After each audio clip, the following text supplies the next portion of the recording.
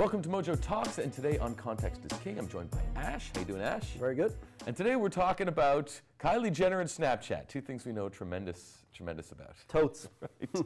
So Kylie isn't snapping anymore, or at least she's not happy with the app, and then they lose like $1 billion.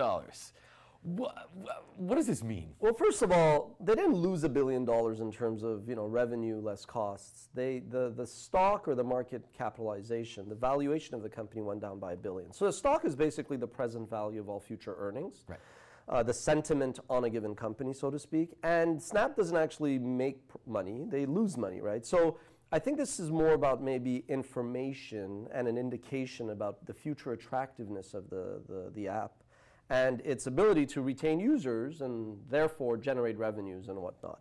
So I think because it's ultimately a communication app that wants to morph into an entertainment kind of platform, I guess you could suppose that Kylie's comment was maybe more symbolic than anything else. What do you mean by symbolic?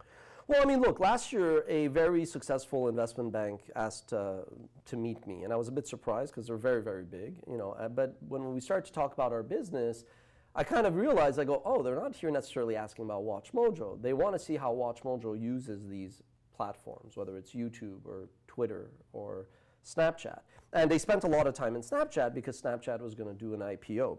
So I think the reality with Snapchat is, and what I told them is I said, look, Snapchat, they're still a very nascent young company.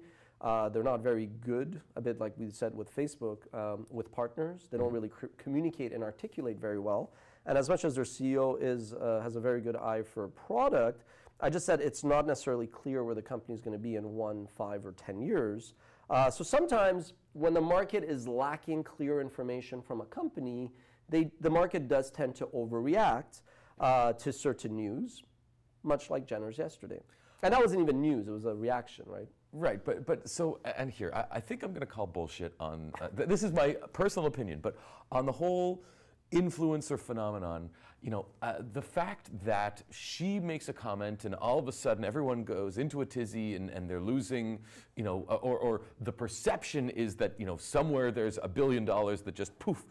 I call bullshit on influencers. Do they really influence that much? This year you've seen a bit of a backlash against influencers and these personalities, whether it's PewDiePie's comments and there was a number of others, people who've come out and said dumb things. I think the bigger, look, I love 2018 and we'll do another Talks, Context is King segment on how 2018 feels a bit like 2008. But I think fundamentally what you are seeing is a lot of these influencers, well, if they're ultimately today using their followers to get companies to pay them when they're endorsing something, right. Then how much of it, that's it, exactly, then how much of an influence do you have when you're basically just selling out to whoever that pays you? So I think there's... Hence my bullshit comment. Yeah, I mean, look, WatchMojo, when we started, we took a different route. We said if we're going to do, top 10 Batman villains, the celebrity and the focus is on Batman. We kind of, fade into the bushes in the background and let the topic be the celebrity.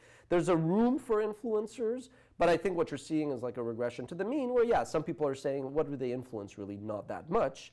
But that said, again, I think what you're seeing, this is more about movements. The stock market, if you study portfolio theory, if you study the stock market, it's all about information. Is the market efficient? Is it strong form efficient, semi-strong, weak? Now that's getting into inside baseball, but the point is, it's just this is a lack of information.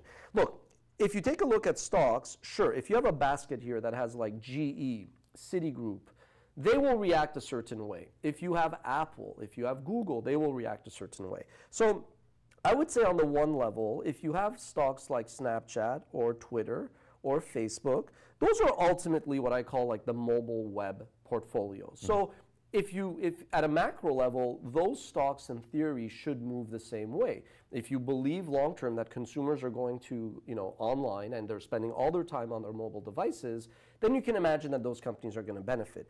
But then the reality is at a micro level, you could argue that Facebook's gains over the years have come at the expense of Twitter and Snapchat. So again, I think yesterday when Jenner said what she did, it also coincided with the news that their CEO, Evan Spiegel, earned $638 million in total compensation including stock, long-term stock, and I think that's a reflection of them IPOing. It was kind of probably a bonus for that. But the company lost $720 million last year.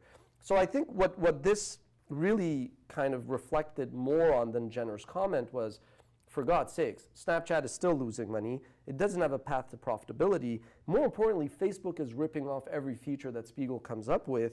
So it was kind of like the market saying, whoa, we kind of have seen a little bit of an appreciation on the shares, but since most analysts actually expect Snapchat to end 40-45% lower at year's end, I think this was more a realization of that than... More than an overreaction. Yeah, exactly. I don't think it was Jenner specifically. It was kind of like just a symbolic, cherry on top of the sundae.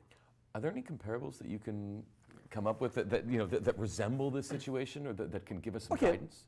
So I was like, look, if you were to think, this is the bizarro, batshit crazy world we live in, where Jenner is like not just an influencer, but all of a sudden a stock analyst, and you have Donald Trump, another reality TV guy on Twitter. Look, if Donald Trump were to come out one day and say, Twitter's a whole, I'm not going to do the impression, but Twitter's a loser, it's going in the crapper, I'm off Twitter, come follow me on Trumpster or whatever, my new social app, would Twitter get a $1 billion hit? Possibly, because the stock market in the near term does overreact. You see that all the time. So I think that is a good indication, right? Like if Donald Trump leaves Twitter, the market may in the near term say, hey, there's something wrong. But fundamentally, it has nothing to do with Jenner, and it has nothing to do with Trump leaving. It's like I said, lots of competition, losing a boatload of money, and Snapchat still hasn't figured out its true revenue model. That's the difference, right? When Google did its IPO in 2003 or 5, it already had a business model down. When Facebook did its IPO, it had already kind of figured out how to milk the user base. Snapchat did an IPO while it was losing boatloads of money. Fundamentally, that's not the best position to be in when you file for IPO. It's crazy to think, though, that the way all these worlds are colliding, that Trump and Jenner and social media, politics, and the economy are all so intertwined now that we can't even extract each and look at it on its own for its own merits. I mean, everything is just mixed up in a blender. And the common denominator, and when it all starts to go down, O.J. Simpson. Okay, that's for another episode of Context is King. Well, thanks, Ash. Let us know what you guys think in the comments. And Kylie, if you're watching, let us know what you think of the bullshit comment. Thanks. See you next time.